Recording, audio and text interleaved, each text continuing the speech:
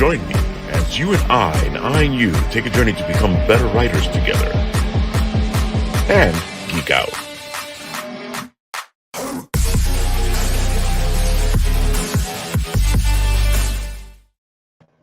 Hello there, Apple Bites. You have yourself some Nat and Ralph on the show, or Ralph and Nat, or Natty. All right, so I'm Ralph, not or starting off with dad Ralphie jokes. Natty. Got it. We don't want a repeat of Monday. A repeat of Monday. I feel like this is already a repeat of Monday because I almost left the Bit and Apple stuff in the background. But technically speaking, you took over the show, so I guess the Written Writ was on Monday. Yes. We had the Written Writ on Monday at the same time as Apple Bites. Yes. Yes, that's what happened, and I did not go on for 30 minutes about dad jokes. Hi, No, Shen. you didn't do dad jokes. No, not at all. Hey, Shen, how you doing? Well, tonight we have a special episode of the Bitten Apple, the Written Writ, the Apple Bites, actually, it would make more sense if it was Apple Bites because, you know, Adam and Eve and all that. Boo. Hey, I can make my jokes. We didn't boo your dad jokes. Because you're talking about a topic related to the show that no one really understands yet. That's the whole point, man. Come on, people, get smart. Shen says, hot night tonight in New York City. And yes, it is. It's really a hot night here. I actually have the fan on in the background. If you guys are hearing something go whir, if you don't hear it, then good for me. But nothing's going to be hotter than our topic tonight. Dude, man, I know when we first saw this thing, we were like, whoa, look at this. Yes. I got to admit, that then art we just found like, out we know someone who's that made it even better. Then we were like, hey, this is AZ's style over here. Ooh. Yes. And then we begged him to get onto the show so that we could talk about it. Exactly. So how long are you going to keep teasing us, Ralph? I'm going to just jump into the show with our guests, Scott and Mike from HyperGeist. Hello. What's up, guys. Hey. Thanks for having us. No problem, guys. Thank you for this we've been excited for more reasons than one about having you guys on the show and covering. It's beautiful, man. We have to say it's really beautiful. These books just came out gorgeous. Whether it's naughty or nice, they've come out really gorgeous. I appreciate that. We're really proud of the art team that couldn't be here to talk about how they lent their skills to this. So we're just going to have to brag about them a lot. So I almost had AZ come on himself, but he's sick. So I know. He was like, oh, well. Hey, I tried to pressure him to jump on, but it didn't work out. Yeah, he was telling me he lost his voice, though. He's talkative as can be, though. That's the thing about him. I know that's killing him not being here. I was thinking the same thing when he told me he lost his voice. I was like, ooh. Like Samson losing his hair, you know? Did nobody send him the link so that he can just start spamming in the comments? We could still talk to him there. Just tell him while you guys are talking, I think I'll send it to him again and go, do that. Dude, you can like text in the text area. So guys, give the audience an idea of what this is. Whoever wants to start. I can give a breakdown of it, but I think Scott could really go into more of the specifics. But the story just focuses on June, who is a pleasure model android. It's the year 2108, and mankind has formed a symbiotic relationship with automatons. They exist in a mega city. Everything's mega cities in the future. This is the mega Atlantic city. Androids are classified as citizens, but they have functional and behavioral limitations. But what's kind of throwing everything off is that there is this thing out there called the HyperGeist drive. And word on the street is this allows androids to overwrite their programming and modify it on their own, basically giving them free will. And so we're following June on her path that's heavy in industrial espionage and things of that sort. But it's a journey of her just going through this mega city, looking for clues to its whereabouts. Beyond that, I mean, there's really not much more we can really, I guess, say without giving some of the twists and turns away. But that's essentially what the story of HyperGeist is. And it's also an erotic tale. So there's a blending of this story that also kind of mirrors, her life. And so we get to see a lot of that life of what a pleasure model android does from day to day and from client to client and all of that. So we get to explore the sexual side of the story quite a bit as well. This gives me a lot of Ghost in the Shell sort of vibes to it. Would I be right in saying that? I would say all influences. We're big Cyberpunk fans, and Scott is too. So there's a lot that we pulled from as influences. But yeah, absolutely, Ghost in the Shell is definitely an inspiration. Because the other thing I was thinking about was Logan's Run, and I was like, ooh. But I can see the differences between that and this, because that's just about the replicas come up doing an uprising. This feels much different, especially because these are pleasure bots. Yeah. I don't know, Scott, if you want to go into that.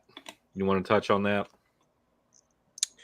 Yeah, I think too some of the influence pulled is like Westworld, kind of makes sense too. Yeah, that angle. Yeah. So it was. It's hard because we don't want to give too much away, but I get you. But the good thing is you guys are dipping into a lot of places. Shen here is saying the free will and exploration reminds her of Blade Runner and Black Lotus. Yeah. I think the theme of it is what kind of intrigued us to start working on it. And I approached Scott really late into the production phase to be a part of this, because as we're having conversations about the concept of it, it's not that anything is, particularly unique about the story, but it's just the blending of the elements that we've pulled from other stories to make this story that made it intriguing for us. So there's definitely a lot of different influences and a lot of the decisions and creative alleys we go down, you will be able to make connections to, other things that existed before this, right? Blade Runner is a great example of that being a highly influential film on the cyberpunk genre. So absolutely, the theme and the exploration of free will and how that will evolve. Like, what does free will mean to us? We've defined it based on our own limitations. So that's the other thing about these androids understanding really where is the limitation for them as they're learning behavior and evolving themselves. What are their limitations? And that's the HyperGeist drive kind of just feels like this intangible thing that's right there on the cusp of understanding. And so that's kind of the intriguing element of it, is trying to understand exactly how is that going to work? How does it work? What does it do? This is just what we hear that it does. So do the pleasure bots have like a free will already, and that's just going to help them become even more sentient? Yeah, it's a great question. We get that. That's the number one question we get asked. Right. Yeah. And I usually pass it over. This is what I usually pass it over to Scott, though.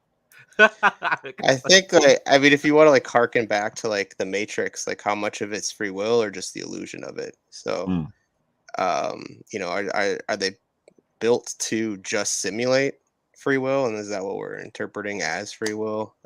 There's a lot of room to play with that, and I think that's kind of half the fun that I got to have in the playground that Mike set up. But yeah, it'd be hard to delve too deep into that part without just giving the whole store away. But yeah. I feel like you guys are teasing enough. Giving you answers like this. Yeah. I feel like you guys are teasing enough. This whole thing just feels like pleasure bots all over the place, man. So here's what I can say. Here's what I can say. We want you to not truthfully immediately identify with June as a character. Right. We don't want you to know all her motivations right away. Cool. We set up. We're just setting up the tone with this first issue. We get you very familiar with June. And I say that by raising my eyebrows as I say that. But you know, the motivations and she's like an onion, you know, we're just going to be peeling back the layers here. And as we progress through the story, I think there will be more answers to questions like that, you know, like how much liberty do they really have? Well, we'll use June as an example. I mean, June, they pay androids in currency. It's a digital currency, and we pay androids for their services. And then they in turn, you know, have the ability to make decisions of what to do with that currency. They pay bills, they pay all the things that we pay. They're designed to emulate us. They're supposed to behave the same way as us. So they have to have jobs, they have to have time away from the job. They have to have recreational activities. They got to do all the things that humans do. And that's so that they can better understand the behavioral patterns of humans. That makes sense, yeah. And the whole purpose of an android is to emulate human behavior, right? Yeah. We want them to fill in the gaps in our DNA, right? That's kind of the concept. So that's how the story unfolds. It's funny that you're saying all this because it's kind of that battle they're having now with AI. What is AI that's sentient, and what is AI that's just doing what it's told to do? You know, that's that big battle that's happening at the moment, you know, because this thing is gone as a formed free will of its own, or this thing is formed free will of its own. And you're beginning to hear a lot of that now, and you're like, okay, this is interesting. So what, you know, you guys are asking the question in your book, you know, what is free will and what is AI, and what, you know, is it all just part of the programming? Right. Yep. You summed it up. That's it. And it's not spoiling anything, but we got some pages in recently that really kind of emulate kind of our angle or approach to it, because there's a scene where she's cutting across traffic and getting flipped off by a human, and she flips the bird back. So it's subtle nods like that. She's walking through a big crowd, and everyone else, the humans, look relatively, you know, robotic in their movements. Right. She's the only one that's exhibiting kind of curiosity and interest. So fun stuff like that we can massage into the story, so we're not so on the nose about it all, like I'm a robot and I want to be free. Like, we're similar to the sex scenes, we're gonna, you know, finesse it a bit and you warm me up to it before we go in here. Like is another concept that we touch upon. You know, us humans sometimes act like we are the automatons, so I feel like you're touching a little bit on that. For sure. Yeah. Oh, absolutely. And like, and similar to Westworld, like, you don't know. Go ahead, sorry, Scott. go ahead. No, you go ahead, man.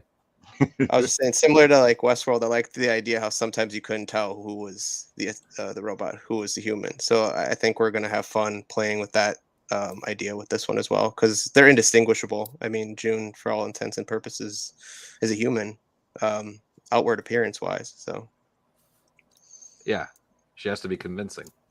Yeah. So in this world, are there more androids that look more robotic, you know, in nature, or are they all, you know, made to look human? Everything. Okay. Yeah. Because, you know, sometimes you have androids that are, you know, part machine, part human, you know. No, there's when you think about, you know, this is about what, like 90 years away from us right now. Right. You know, and what I would say is, when we think about how much we've evolved in just the last 50 years, and imagining the ways that we would implement automation into our lives and in our environments, there's a way, like, it's not just androids, you know, humans have augmentations to their bodies now. You have a bad heart, we can make you a mechanical one, you know, we can make you one that will extend your life, you know, like there's all these things that mankind has done for themselves by the discovery of androids or automation like this on this level.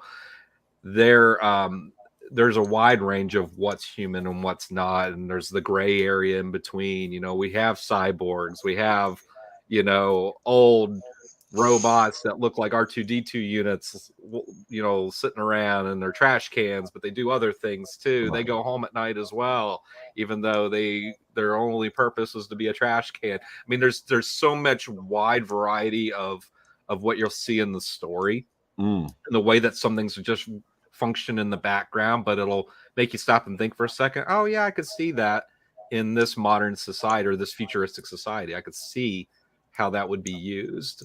And we would use prostitution as an example. So June's a pleasure model android, but there are still human prostitutes.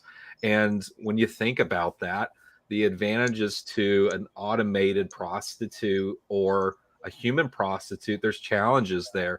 Right. Human prostitutes would probably think about ways that they would be still desirable in an environment like this. So they would probably make modifications to their own bodies, just so that they could stay competitive with. That's an interesting question there. Yeah. So it raises a lot of that, just even beyond. We chose the sex worker because that seems to be, even in modern times, a very taboo subject, but it's becoming, it's on the platform more than ever, especially with the advent of OnlyFans, that sex work is being acceptable. Exactly. It's almost facing that realm of acceptability, I guess you could say, in our modern society. So 90 years from now, this is going to be, well respected, if anything, at that point, I'd say. It's funny. There's also the other flip side to that with VTubing sort of becoming this huge wave over it, where people are rather preferring a synthetic person rather than a real person just to watch or listen to. So like it still is within that same field. Like, at what point do we start saying, when do we accept what is real and when do we decide what we want as fake? Right. Yeah. Well, Shen's asking, did you guys pull inspiration from eR0 Automata at all? I didn't play the game, but the job that I have is in video games. So I have some friends that love that game. I need to play it. I love the character design of it, but that's about the extent of my knowledge of it. Yeah, same. Yeah, same here. I know the game, and that's about the extent of my knowledge too. You see cosplayers dressing as the main character all the time. That's because we hit the cons. Yeah. The story is good. Yeah, that's what I hear. Unfortunately, I know more about the models that cosplay the character than I do about the actual character. So what has been like your biggest challenge in terms of writing and creating this type of story? That's a Scott question.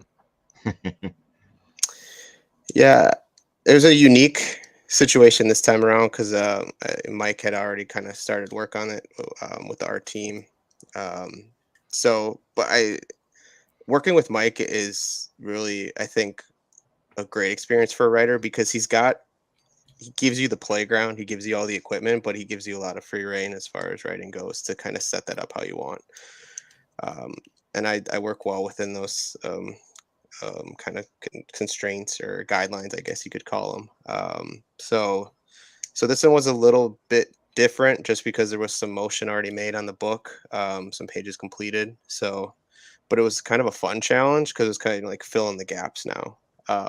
So he gave me the outline of where he wanted it headed, where the ending goes, all that stuff. So again, it was nice to have those guideposts in place. And then, he again gives you that freedom to explore and do your own creative thing. So it's really I can't say it's a challenge ever writing for Mike because it's honestly probably the opposite. It's pretty easy. He's being so nice right now. I love it. Scott's being a sweetheart. So we wrote 9 pages of the script. Okay. Right. And then we got with the art team and they started scripting everything out. No dialogue. It was Marvel method here. And as we're ramping up production, my workload gets overwhelming. All right. I don't know if you guys have like stopped by our site or followed us on socials yet, but Bad Bug Media, we have a lot of books going on right now. We're producing a lot of material. And so my hands are in everything right now. And I needed to step away finally and just say, hey, the writer that I want to be, I can't be because there's other things I got to do. I got to put on another hat right now. And Scott's the guy that I always trust, that if I handed over anything that I was writing to, Scott would take the reins and treat it with respect and probably flesh it out better than anyone. And that's what he's done here. So yeah, he stepped in at a time where we were already working on the book, and he had to kind of work around some of the things that we'd already set in place. And he did it on the fly. I think you put the script together in what, 3 or 4 days after me asking you. Yeah. And that's not uncommon for Scott. Like, that's the thing. He writes so much for us. Like, we have another campaign going on right now called Dead End Moon. Yeah, I saw Scott's that the one. writer on that as well. Mhm. Both of these campaigns are running right now, and HyperGeist is at 23,000. Dead End Moon's at 16,000. And Let's Scott go. will be the writer of both of these. So, yeah, he's being I awfully nice. have to admit, what you're saying is right. We saw the socials, and I was like, "Dang, Mike is busy." That's just from you popping up on my page, and you're constantly doing this, you're constantly doing that, you're constantly asking, "Oh, we need an artist for this. Oh, we need an artist for that," and I'm like, "How many projects is this guy working on?" Too many is the answer. Too many. Too many. I told Scott, I was like, you got to tell me juggling all this. You got to tell, like, last start sharing, because here's the thing, and they're enablers too, though. Let me go ahead and say that. Scott's an enabler, and some of the other guys in the group are the same way. Every time I have an idea, I'll pitch it to the group chat, and they're all like, I want to write that, or yeah, let's do that. And so that's why we're here right now, and I'm in so much debt, is because these guys have encouraged me every step of the way to spend money on something that we might not make the money back on, but it seems like a cool idea, so let's do it. So yeah, we're busy. We're all really busy. That. Yeah. Jay Burns is like, bad bug for life. Yeah. We love Jay. Oh, dude, I don't know how you do this, man. Like, I saw that you were working on this, and then the more your social media kept pinging on my thing, I was like, what? How do you juggle all this stuff? Just, if it gets real annoying, just mute me. You can snooze on me for 30 days. I tell my friends that all the time. All my local friends, I think this is the same story for everybody, but my local friends, they're like, oh, cool, Mike makes comics and blah, blah, blah. They don't really check it out, truthfully. Pretty much. Yeah, they don't really. So it's like not a big deal to them at all, So it's kind of funny to just tell them, like, hey, listen, I know this is annoying. It seems like I'm begging for money all the time because I'm always running a Kickstarter. Just snooze on me, mute me, do whatever you need to do. That's fine. It's so funny though, because I know exactly what you're saying, because we all have friends and they look at you like, this guy's crazy, But since we're in the same area here, like, your stuff pops up and goes, oh, cool, I can talk to this person, I can send them over to him, I can talk to that person, I can send them over. And that's why, like, as soon as your stuff pops up, either I'm trying to share it or I'm talking to somebody. Yeah. So to me, I'm like, hey, cool, more opportunities to like spread stuff around. Dude, it's what's been fun about the whole experience, and I know we want to talk a little bit more about HyperGeist for sure, but like we've got to work with just so many artists because of this, because of all the projects. And as we go further into the erotica titles and we expand that library, that's where you really meet a lot of artists because variant covers are super popular in the genre. So like it's so exciting just getting new art back all the time. It never stops. So there's that it's like a dopamine, it's like a hit of dopamine or something like that, but it's just like, I get pumped and it's motivating. So I think that's what has made us make so many books, is because we just never want to stop getting art. So, shoot, I wish you guys made like a book of covers or something like that, like just an art book just for this one. Yeah. Because oh my god, I looked at it, I was like, Oh, I want Beautiful, to, but I man. don't have $200 to buy Exactly. all of them. I know. I'm sorry. We price it that way because that's how much we need to make back so Well, that it we're makes not total broke. sense, and we want to give you that money, but we can't. Well, you guys are gonna have to figure out something because you both owe me like $50, and the only way that you can pay me back is if you back this thing. So, but Dude, yeah, one of the other things that I have to say, speaking of the art and heading back into HyperGeist, is the fact that all of this stuff is beautiful. It's tasteful. It's not raunchy. It's actually really beautiful, well done art, hmm yeah. and Thank it you. has to be said. Do you take payments in animated covers? Animated for you. Know what you do? Oh, you do animated covers. That's what we do too. Oh man. We'll have to talk more about that. We have a guy that animates our covers. So Oh, cool. yeah, yeah, that's a real thing. All right, let's do it. Yeah, we keep him busy as hell. The guy that does it for us, but we need to expand that more. But yeah, the art, like I know we're gonna probably share that and we'll go into it more. But I mean, on your screen right now, you have the main cover for the book.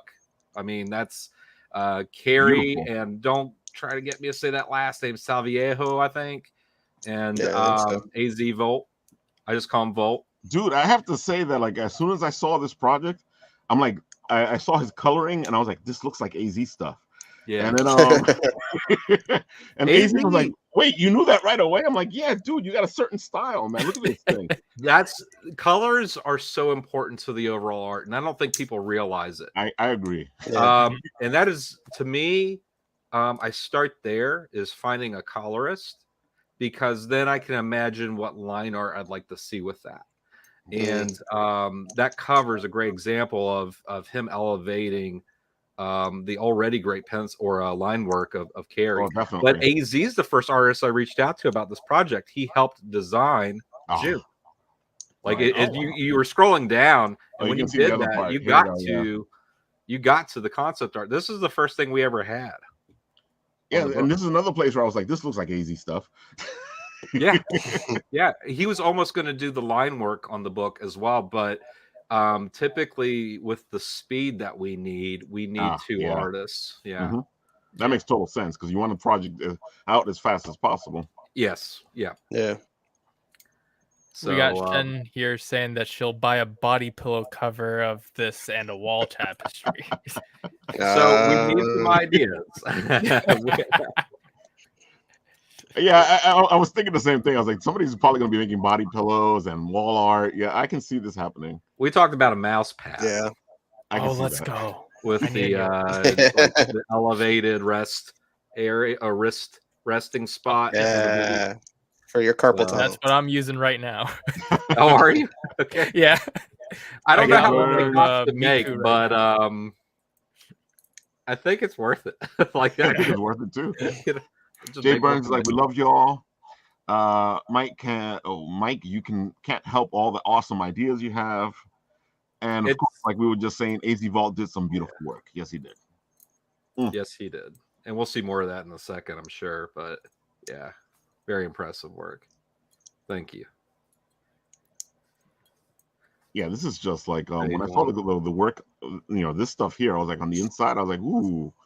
Wow, because you know how some books are all cover and nothing on the inside. I know, and that's what was so important for us. I think that's been kind of the pedigree with our erotic titles, is to make sure that we have compelling stories, great interior art, and great cover art. You can do it all. It's possible. Oh, it is possible. Yeah. It's just some people like to skimp out on it. Yeah.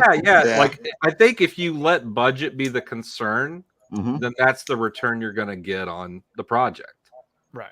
So if we do high quality interior art, look at that. Then I think people know that we're taking that seriously. Yeah.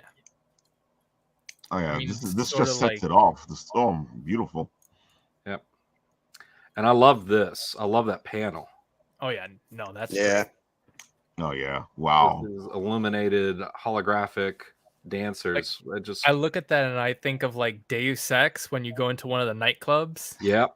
Dude, I love Deus Ex. Oh, I love it. It's a beautiful game. Yes, it absolutely is.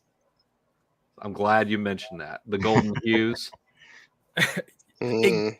Yeah, that I was. looked at that. I was like, prominent does in that. this feels like what was it? Mankind Divided. Mm.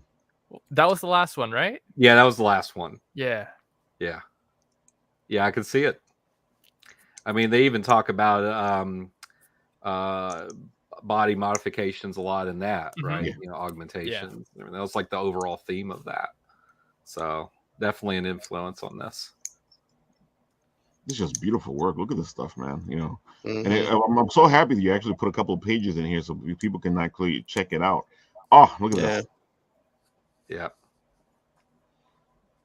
Then like you can also like feel the ambience with the light sort of moving. Yeah, it feels like there's a shimmering light just Yeah. right outside of you. Mm-hmm. Mhm. Wow. Now, there's some detail in here that I absolutely love, and it can be missed if you're not really, really looking for it.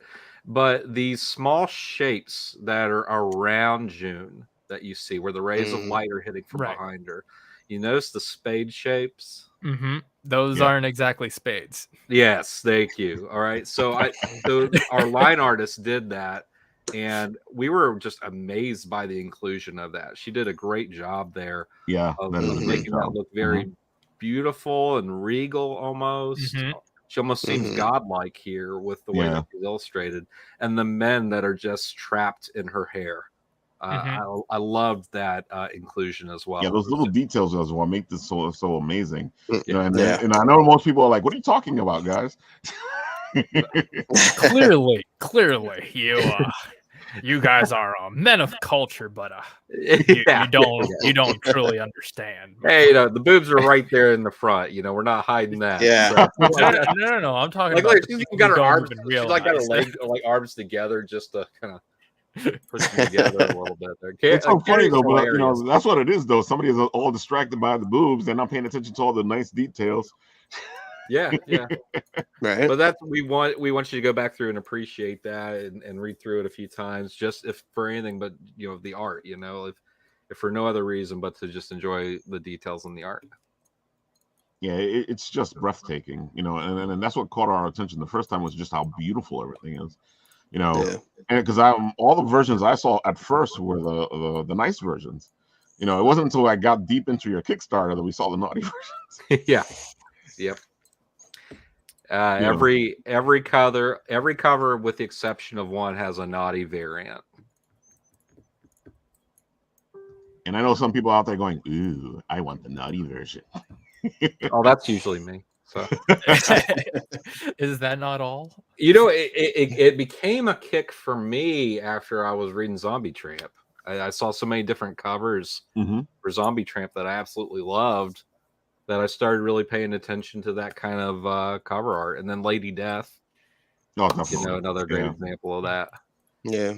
Yeah, Lady Death is pin-up art all the time. Oh, absolutely. Yeah. But it's so funny because I love the nice versions because of all the details on it. Yeah. And it really the nice versions stand out. Which is amazing because you figure the naughty version will stand out, but the nice versions actually stand out. And you go, that naughty version looks nice, but I want that nice version. Yeah. Yeah. There are a few covers that I look at. I'm like, I prefer the nice version. And I guess that one up top, the cover A, would be an example of that. I completely agree. Yeah. Yeah. Because the light reflecting off her suit and everything is just really an attraction point. Mhm. This is one of the more popular covers on the campaign. I can see why. It's just it. beautiful. Yeah. Mhm. The detail on this is her face really stands out. Oh yeah. Yeah. Mhm. Zom Now, Brothers which one did sells this. more, the nice covers or the naughty covers? Ooh. It's been naughty covers. I think I think the thing is when you treat it as special as it is, people will pay that extra money for it. That is true. Yeah. That's true. And you got to think naughty covers probably are not going to find their way into shops very often. That's true too. So there's exclusivity to those. And they're like a limited run almost. Now this one, cannot wait to get this back, because when I talk about colorists, the man that's doing this cover is one of the best colorists I've ever worked with. And he's very popular, does a lot for Zenoscope, and a couple other publishers as well. But I thought the art looked familiar. Oh, you've seen it for sure. Yeah. When this gets finished, it's going to pop. It's going to be explosive. It looks like it already, and this is just the lines. Mm-hmm. Yeah. Can't wait to see what you guys have. That's not even actually the line work; it's a sketch. Yeah, these covers are just beautiful, man. Breathtaking. This one I feel like is one that looks better as like a nice cover. Yes, I agree. Yeah. Yep. Yeah, the detail on this nice cover is just amazing. It makes her really stand out. It makes her pop. Yeah. The hair is the thing that I've really enjoyed about the character design.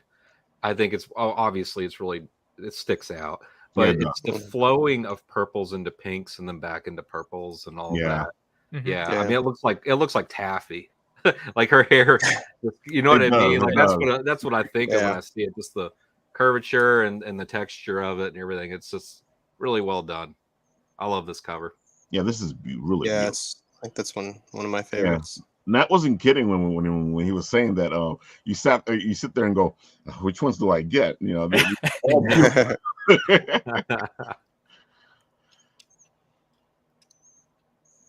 And it's not like there's a flaw in any of one of them. They're all like must buys. You know? Yeah, there's something different that we do now where we pay for more covers than what we use. Right. So what I mean by that is we'll commission 12 artists, but we'll only choose 10 that actually make it into the campaign, which gives us room to do something with these covers that we chose not to represent in the campaign. And it's allowed for us to kind of be flexible and make sure that we're picking things that best represent the project. And I think this is another good cover right here. Oh, definitely. Yeah. I love the arrangement and the hair. The line work in the hair is awesome. This one gives me a lot. I gotta admit, more like hair is one of the hardest things to do, and you got these artists doing all this hair, and they must be like, wow, they love it. They love that's it. Make a character that looks appealing to an artist. That's true. You know, that's true, because they will know what to accentuate and what to pull out of the character design.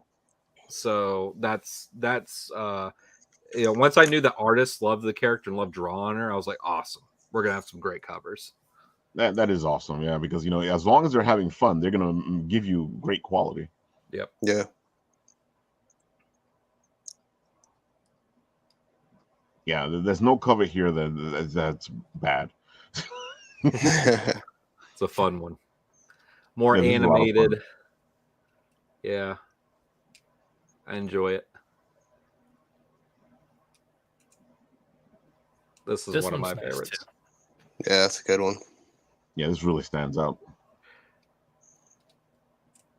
And I'll continue to use that art team on other books going forward. I'll always have them paired up because Renato's line work with Sanji's colors, it's just a good blend. They complement each other really well.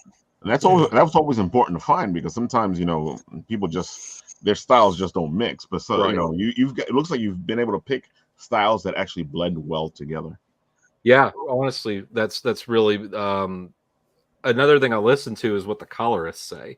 So when they say, "Hey, I prefer this person's line work over this one," then I've found their match. I've found the artist that's going to work with them. This one's really nice. We did a series with the artist and the colorist. We have 4 different female characters with separate properties, and we did 4 covers that were derby covers. And this is June's on this campaign, but our other characters, we have a campaign running for Dead End Moon. We have a derby cover over there for that character as well. And then we have a campaign coming up for the 4th character, and it's kind of one of those things where you want to kind of collect all 4. Yeah, because this reminds me like of a nice card collecting. Yeah. Oh, okay. Yep. Do they all come together to make a big picture? You know, we talked about doing a summer pool party with all the characters and having it be 4 connecting covers. So might do it next year. Maybe we'll do a Winter Wonderland version. Something for them to look forward to. Yeah. Yeah. None of these covers, they're all just breathtakingly beautiful, you know, and that's what stood out the most when we saw the project for the first time. We were just in awe at how all of it just stands out, you know. Yeah, that's awesome. This last one, so Chris Graves is a really great line artist that adores Spawn and illustrates Spawn a lot, but does a really great job with women. And the funny thing is that these pencils were inked by Chance Wolfe, who was Todd McFarlane's inker for quite a while on Spawn. So those two work together on this, and they work on a lot of pieces together recently. But this was another one of their collaborations. I can see what you're saying. You know, you can feel the whole aspect of things here. You know, There's a it kinetic really, energy. yeah, Yeah. it comes together. Again, like we were saying, sometimes it's an important thing.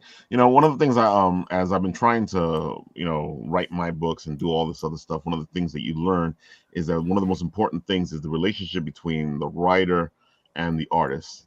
You know, I figure like that goes with the whole team. You know, the team needs to work well together in order for the book to come across. Yeah. And what's funny about the production of this is there wasn't really amazing synergy right at the beginning.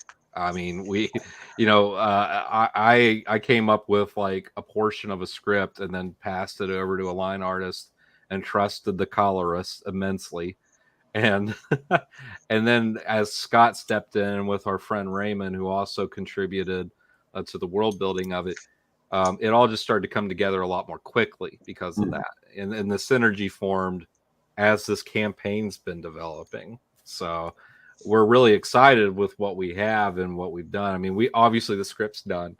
We're good there. You know, we're 50% of the way through the book in terms of production, but we have a clear roadmap of where we're going. And it's nice to see when everyone's finally on the same page and visually agrees on what this should look like, and then better define the character. Now, this cover is by Andrew Tarasov, and I might be saying his last name wrong, but he's a really popular pinup artist and has worked for Penthouse and Playboy. He did. Yeah, I definitely see the pinup in this. Yeah, and those sell really well. So next Periwinkle campaign, naughty cover. Yeah, some elf porn. Hey, it's a tag. It is a tag. Yeah, just for the audience sake, you know, Periwinkle is Scott's magnum opus. Yeah. Oh. Is that how you say it? I think that's it. Yeah. It's a great work. I'm retiring after it's done. So. Oh my God! I gotta admit, AZ's cover is fantastic. Yeah, yeah. Mm-hmm. The color, the positioning, everything just like works well. I was telling him that it looks almost like a something out of a ballet. Yeah, graceful, right? Yeah. Right, yeah. And I love, and you can't quite see it as well, but you notice that the other legs just kind of digitize. It's like forming, right? So it's like creation, kind of gives you this feeling of creation as the theme of the cover. And it's funny too, because originally this cover was in green, and it was one of the first things that we had made on the project. Right. And then as we started to see all the cover art coming in, AZ went back. He's like, all right, this is pink. Like, gotta fix all this. And so we decided to sell as a holochrome cover. Dude, this thing's gonna look beautiful. It looks like it should be a holochrome. Yeah, it does. Yeah. Every campaign we have a holochrome cover. We take the logo off, we take our dressing off of it, and it's just the cover art. And we do one with every campaign. And this one sold out really fast. There was a limit of 50. They're gone. Well, then I'm happy I got it when I got it. Yeah. I am happy I got it when I got it. Ralph, I'm stealing yours. Hey, there's 2 weeks left, so some people are going to cancel and free stuff up. It happens every time. People are like, oh my God, I'm spending $200 on this. I need my power. I've been there. Power bill. Oh my God, it's just beautiful. I had to. I was telling Matt like on Monday when we were talking about this that yeah, I was like, I don't know where the money came from, but I found the money.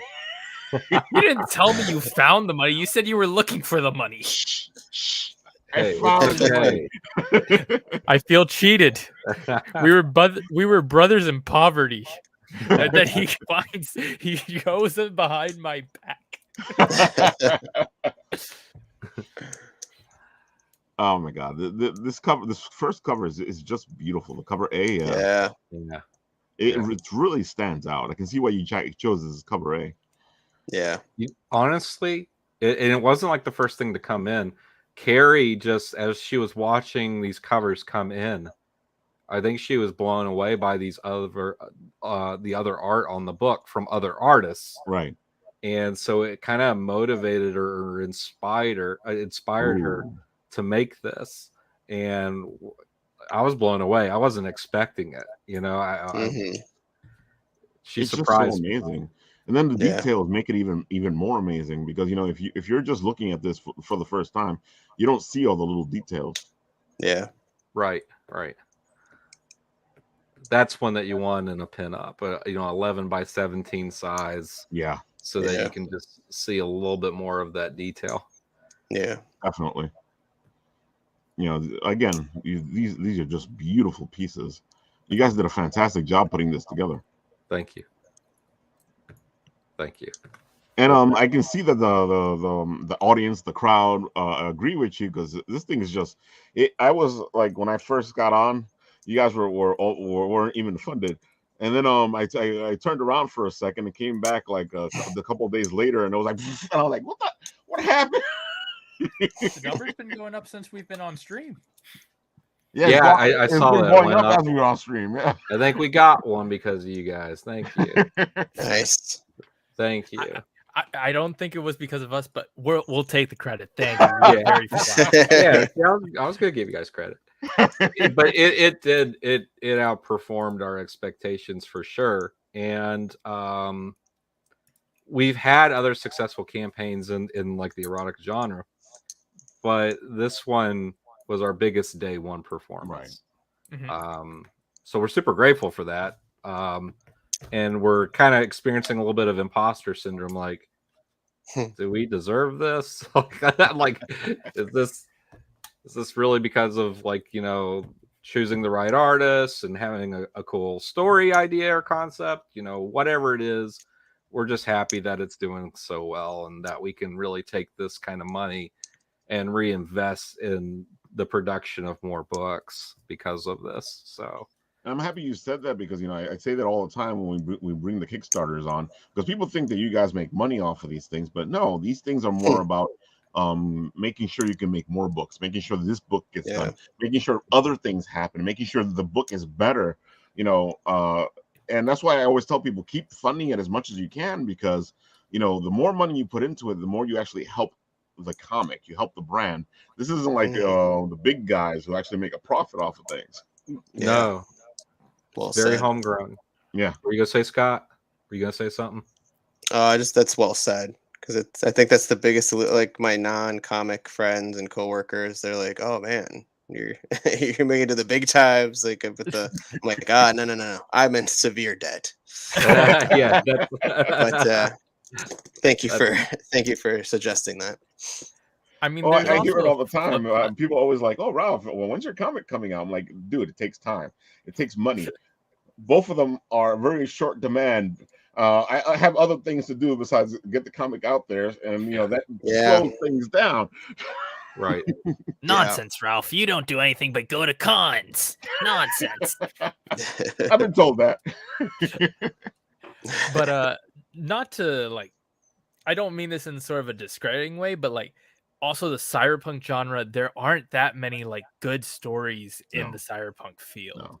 So if this manages to like reach people's expectations, all of a sudden we have a new staple in that genre that could just be right here. And so I think that's sort of helping build you guys up, because it feels like there's a lot of high expectations with it that, from talking with you guys, I feel like we're probably going to be met in this first issue. I hope I'm right here. Yeah, I was going to say, well, manage your expectations. I have to agree. Like, I've been enjoying Cyberpunk for a long time, and it's always so rare to get a good Cyberpunk. It's always so hard to like get any Cyberpunk at all sometimes. Even like in the role playing genre, I still remember playing Shadowrun, which was a fantastic thing, but it didn't go anywhere. Right. Mm. It's a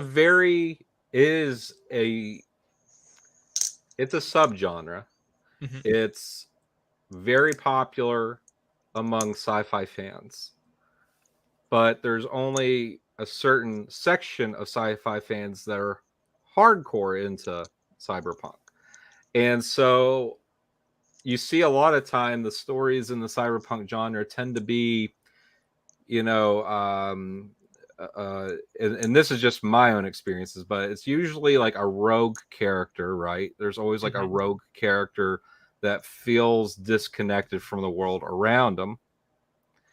And I think that's always been like a good entry point into the environment of a Cyberpunk story. But beyond that, it seems that a lot of the stories tend to be extremely violent or action oriented. Yeah.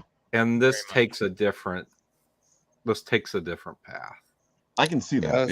I was going to comment on that too, because I think Dead and Moon, it's like our heroine in that one. She's very deadly, combat oriented, expert marksman, and all that. So this was a fun take to do the other side of that, where June's more focused on the espionage, the ninja style, sneaking through the shadows, having to be covert. So it is fun to explore it in that. And I think too, to harken back to what you were talking about, where stories don't seem like, a lot of these Cyberpunk stories and et cetera don't go anywhere. I think they have the luxury of probably some money, and we don't. So we know we're not going to drag this on for 40 issues. We got to be concise with our storytelling. So each issue will have decent amounts of story, just for the sheer fact we can't afford to keep dragging this shit on for years. So you'll definitely be getting story out of these, anything from Bad Bug related, because Dead and Moon, we're gonna round that one up in 5 issues. Undercity Tales is one of our other ones. Those are one shots, so we're very much about giving you the story, not trying dragging to it on. Dragging it on. Yeah. I have to Hey, agree at with least you you don't guys. need to worry I about followed bugs. the rabbit hole down into the rest of your stuff. Especially after I kept getting Mike's pings. I was like, what's going on in here? So I went in and I started checking out all your stuff, and everything seems to be very well story driven. And the art is an added boost to the story already. And I feel like that's a great place to be. Oh, yeah. No, surround yourself with talented people. Like that. Like it was the best advice my dad gave me, was just to surround yourself with people that are more talented than you. Okay, and that's what I've done. And Scott's one of the most talented writers that I know, and I've been able to be so close with them and work with them. And he's helped steer me over time to avoid bad decisions. And I think sometimes maybe I've helped him out the same way. But the thing that elevates it really is just making sure that we choose the right people for each project. Some of the best advice I could give anybody listening, if you guys are writers out here listening, or people that want to work on a comic, make sure the artists that you choose, make sure that they like to illustrate and draw the things that reflect the elements of your story. And if you do that, they're going to blow your minds. They get to exercise that muscle that they've been wanting to, and you're giving them the platform to do that. So they're gonna blow your minds, and that's what they did on HyperGeist. That's what these guys did. Jay says, as in y'all deserve all the praise in the world for the great books y'all make. Why is he trying to make us blush? I know, right? He's just been Jay's like complimenting. trying hard to make you guys blush. Mike really does try to undersell though what he does. I mean, he does do a lot, and I'm riding the coattails of him. And but I think to go along with surrounding yourself with talented people, I think surround yourself with somebody who's not going to bullshit you, and tell you how it is. Because Periwinkle, which we mentioned, I won't turn this into Periwinkle hour, but Mike's been with me on that one since I had the idea. And I remember pumping out like an 80-page script and handed it to him, but he was just kind of like, he's like, but where's the Christmas spirit in this? So like, it's disheartening to have, it was a gut punch to have like an 80-page thing I had to go scrap. But I think the new script, after taking his insights and opinions on it, I mean, it flushed it out. I mean, I think it is probably going to be the best thing I'll ever write. That's why I'm going to retire after it's done. But again, surround yourself with people like Mike who are going to be honest, and meaningful with it, because he wants to see all of the team do better and do great and succeed. So he's always pushing us forward. So that's all I'll say nice about him. Yeah, I was going to say, if you guys wait long enough, he's going to follow that up with an insult.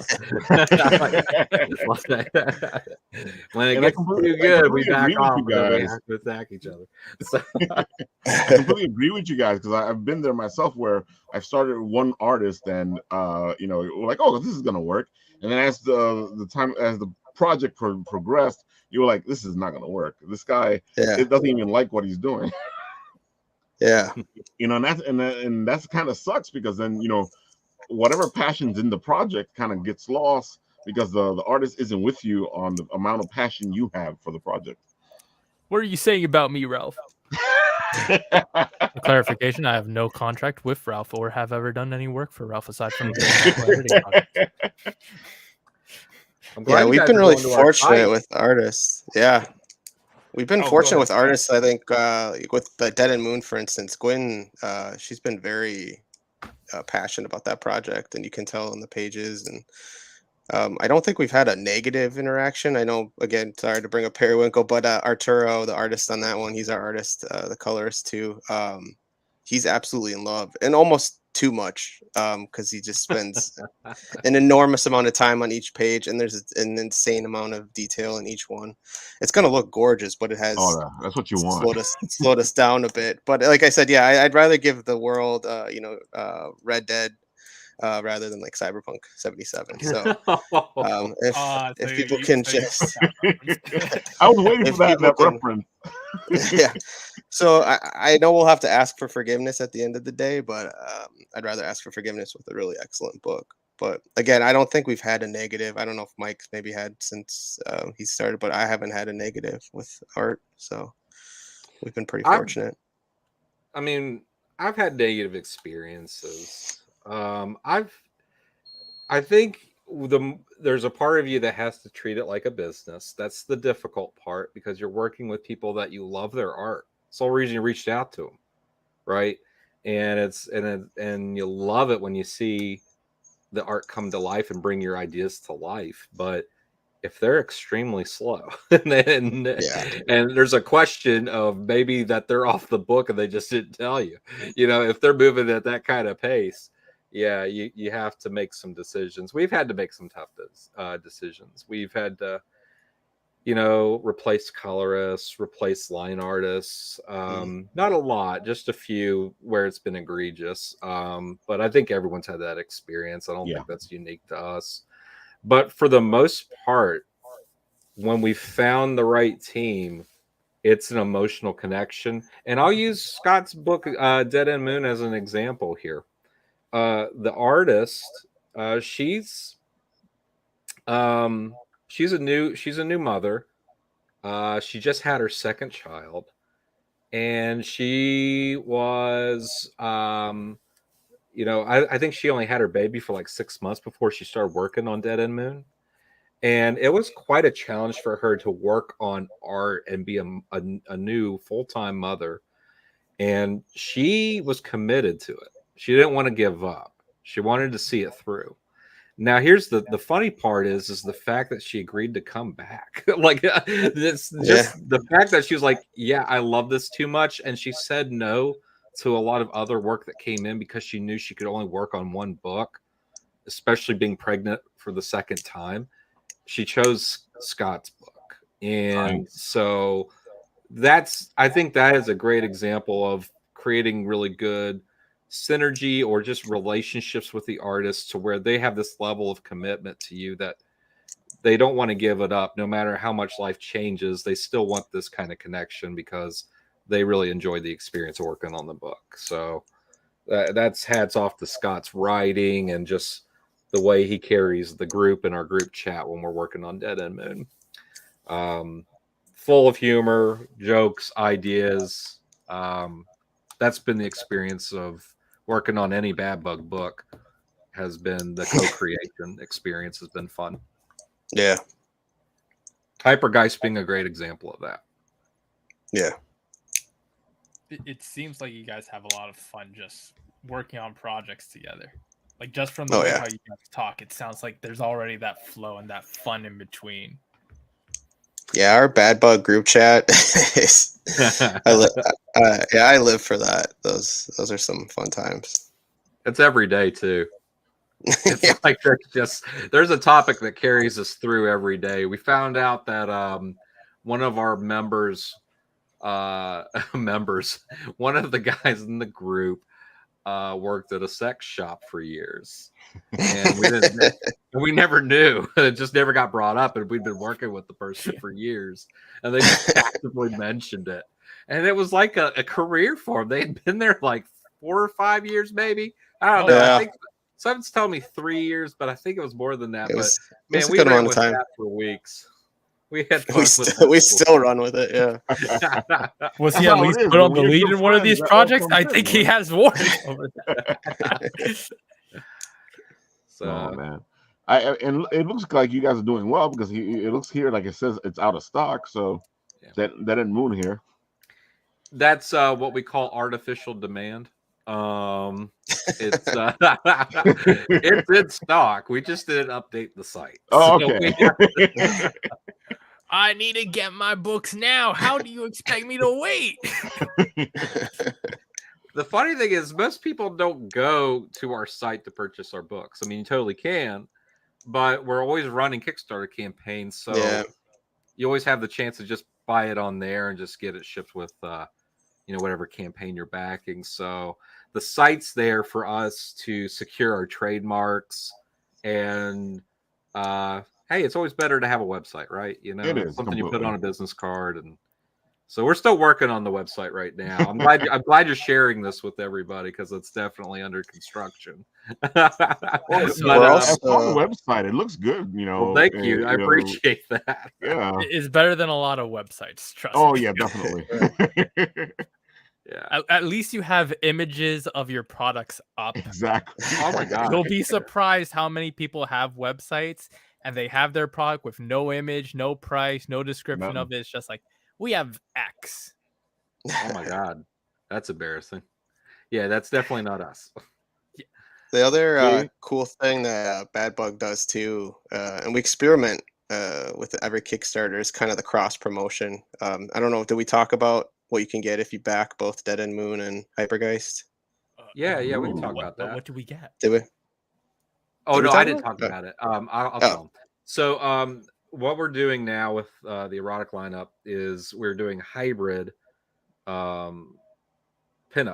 And where Dead End Moon really isn't an erotic title, we have nude covers and things like that. But, the interior art's not really, it's not a sexual book, honestly. Right.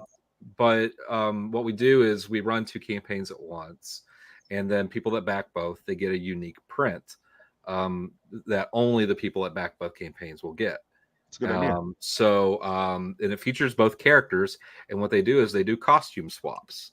So so the June, the HyperGeist character, is dressed up like an outlaw, and then Maggie from Dead End Moon is in June's outfit, and she's not a fan of it by any means. There's like this look of distaste or disgust on her as she's holding it up in front of her or whatever, and then you got June in the background that's like super excited to be, this dressed up as this like Western outlaw. So, but yeah, everybody gets that pin up. It's illustrated by Bruno. That's cute. Salsa. Colorist is Gwinnell Delegat, and she does a lot of stuff for Coffin Comics and Zenoscope and a lot of different companies. But it's a really great looking piece, and everybody gets it if they back both. I like the idea. I like the cross continuity, the working together, because that's a good way to get stuff sold, get stuff out there, get people excited. Yeah, exactly. Our stretch goals usually are featuring characters from other books because we want people to get familiar with the characters, and our most popular one's Vanya, and we didn't talk about that today, but that one's like a prehistoric setting, but it's got sci-fi in it too, so it's kind of weird. But I think it's right above on the banner right now. Go, Ralph, go. Yeah, it is. Yeah, it's up top. It's up on the banner there. There it goes. That's there she is. I like that it cuts off her head. So not intentional there. Gosh. Spoilers. I know, that's like so terrible. We're gonna have to tell Anthony to change that. I gotta her head's up here, Anthony. She's up here. So what's the prehistoric story that you were alluding to? Oh, do you like dinosaurs? Are you a dino fan? I mean, I'm a guy. I like dinosaurs. Yeah. Cool. It's just it's set in the future, 2288. Mm-hmm. Time travel has been made possible. We are sending people back in time to train as survivalists under harsh conditions. And if they succeed and survive in an undisclosed period in history for 1 year, they're brought back, and they get to join the Astral Guard. And the Astral Guard is planetary exploration. You get to be part of a crew, a society that is supposed to advance human existence, and so you get to go explore planets and settle on harsh, undiscovered, or unfamiliar territories. But the thing is our character Vanya is sent back to the prehistoric period, where there are lots of dinosaurs and lots of threats and all those things. Fun. Sounds great. Yep. Who doesn't love dinosaurs? Come on. Oh yeah, we put a lot of dinos in it. I mean, it's an erotic title, so there's a lot of other stuff too. But we made it fun. I mean, my favorite scene in it is she gets swooped up by a pterodactyl. She's just out in the tall grass, just walk around. Pterodactyl swoops down, picks her up. She stabs it in the eye, and then gets on its back, and then pulls its wings back. And while the pterodactyl is suffering this major wound and declining down, she's steering the pterodactyl by grabbing the wings and pulling it up and just controlling it like a glider until they crash into the ground. But there's I don't have enough money for this. I don't have any money. My credit card is not working. I have a broken credit card. Why are you doing this to me? Sorry. So we have fun with it, but that's the thing. Bad Buck is fun. That's the idea of the brand. Is we want fun concepts, fun ideas. Scott's working on, or he finished another script for another book called Foster Copperfield's Monster World. Ooh. And that is Jurassic Park with cryptids, basically, is the story to that. So like every book that we work on, we want to see something fun, a merging of different genres, or doing something that's just exciting and interesting. But we don't consider ourselves artists and storytellers. We're not like making The Godfather here. We're summer blockbuster comic book publisher. That's the way we look at it. Is we want you to just have fun when you read our books, and you really get what you hoped to get out of it. Well, you're doing a great job because these books all look fun, and as you can tell, you got Nat over there salivating over the dinosaurs. So, We got and Shen is saying, "Love myself some cryptids." Yes. Cryptids, Yeah. like skinwalkers. I love it. That's Oh a good man, one. so you got a lot of attention garnering here. Good. So speaking of which, do you guys hit the convention circle? Just started. Scott and I haven't done one together yet. That's because Scott lives in Arizona and I live in West Virginia. Mm. So Bad Bug's kind of all over the place. Two of us live in Beckley, West Virginia. One lives an hour from us. We have people in Pennsylvania, Arizona, California, Oregon, Washington, and then we have artists all over the world. So we don't get to really get together a whole lot to go to conventions, but we've got a few. We talked about doing some of the big ones together as a group. It feels like you got the best of both worlds there because you can actually catch any convention anywhere, and then figure out how to get together. That's exactly. As we expand, that's the goal. Jay is saying Bad Bug is nationwide. Yeah. International. All right, so go ahead. Oh, okay, I thought you were going to say something. Oh, I just said worldwide. We're at the 15 mark, Yeah. So it means we've had so much fun that the whole hour is just flown by. Yeah. So people are going to look for you, try to find you. Besides the Kickstarter that's going on right now, and they can go support it as we speak. Where can they find you?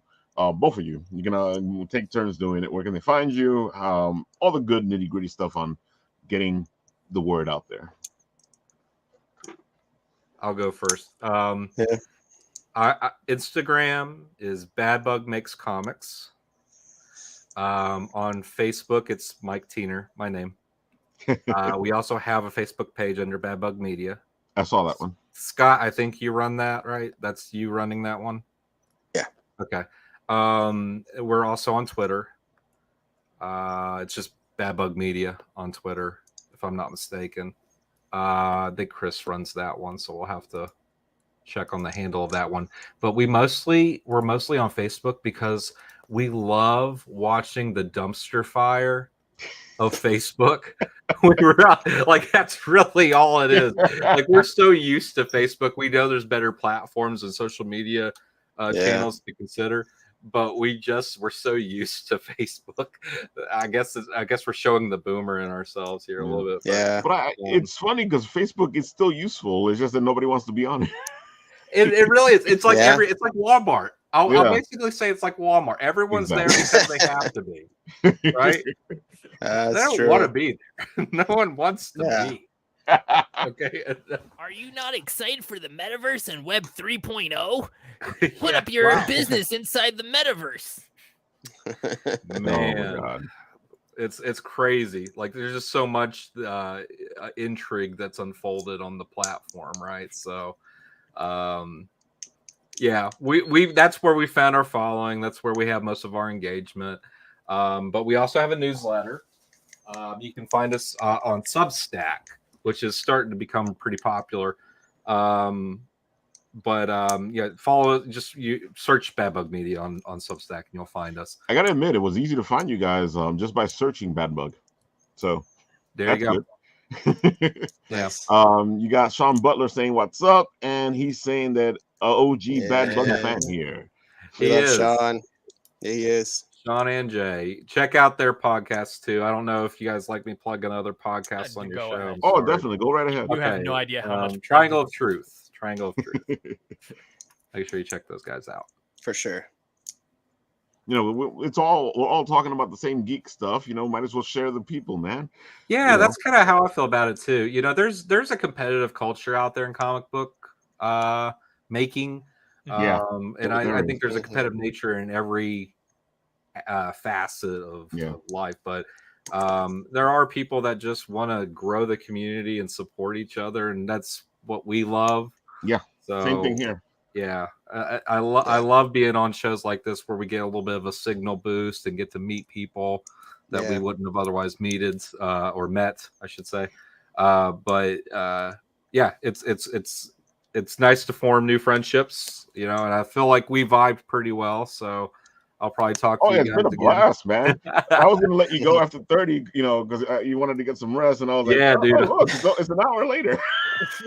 And the reason why I told you that is because I'll go on forever. All right. So basically, I was basically handing you a gun and saying, if you see me turn, shoot me. All right. So I was saying 30 minutes tops. I gotta go. Sean is saying no competition here. Everybody should love comics as much as we all do. I completely agree. We say here on the Bitnap all the time, the best way to rise is to rise with each other. Ship rises with the tides, right? Exactly. Rise with the tide. All right, so Scott, go ahead, do your thing. Yeah, social media, Twitter, it's at Swilky Smooth, so S Wilkie Smooth. Scott Wilkie 24 on Instagram, Scott Wilkie Facebook. I run the Facebook Bad Bug account. Yeah, I'm just around. So around. You'll find me. You look for me, you'll find me. Yeah, exactly. You guys are a blast. You guys can come on anytime you want. You guys sound busy anyway. So if you want to come and go, hey, Ralph, can we talk about this? Come on. If you want to be a guest host, you can do that too. Awesome. Well, I appreciate that. Let's do it. That'd be great. Sean is still going here. Scott, I hardly recognize you without the Batman hat. I know. Sean, very observant of you. Very observant of you. Is he going to change it? There you go. He changed it. See, that's what we're used to.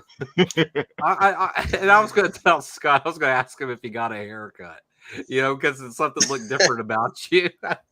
And the in joke there is, he shaves his head. He likes to shave his head, but he always wears ball cap. I'm bald. Yeah, I'm bald. I get it. Good job. Don't worry. I'm wearing hats all the time. Hey, man. Bald brothers unite. Oh man, so guys, it's been a pleasure. I hope everybody out there had a lot of fun with this. It's a blast. Support this project. Support a lot of the Bad Bug projects. They look fantastic. They look amazing. I love good stories. I love fun stories. I love great art, and you guys have all that into one nice big ball, and it's good to see. Because sometimes the industry takes itself way too seriously. Yes. Oh yeah. Oh yeah. We know that. Yeah. And we don't take ourselves seriously enough, I think. Is the problem. But I feel like that's all the problem we have. Jordan Hagar saying that he's starting up a YouTube channel to do just what we do. Oh, perfect. Dude, go check out Jordan on his YouTube channel as well. Awesome. Cool. Jay is saying, great show, boss. I'm wearing my Superboy hat. Yeah. Of course, Sean is saying, yes! And I guess with that, we will leave it with you guys. And I know everybody wants to go to sleep now. Oh, yeah. And we'll end the broadcast the way we usually end the broadcast. Wait, hold on. Monday, we'll be on with Apple Bites at 7:30 p.m. Eastern time. We're talking about the Kindergartens with our pal Victor Dandridge, the hardest working man in the comic book industry. That's what he says. I think I got that right. You okay there? I talked with him one time too. Yeah, he's got that as his tagline or something. Oh, man, he's a blast, man. We've had him on a couple of times. He's so much fun to talk to and geek out with. Yeah, no, he's cool. He's cool. We got to talk to him one time. I think when we were running a campaign for Midnight Highway, I got to jump on and talk with him, and it was a breath of fresh air. He's got a lot of energy. He's my god, funny. Yeah. He is so much fun to talk to. Yeah, he's cool, dude. Nat, anything before we go?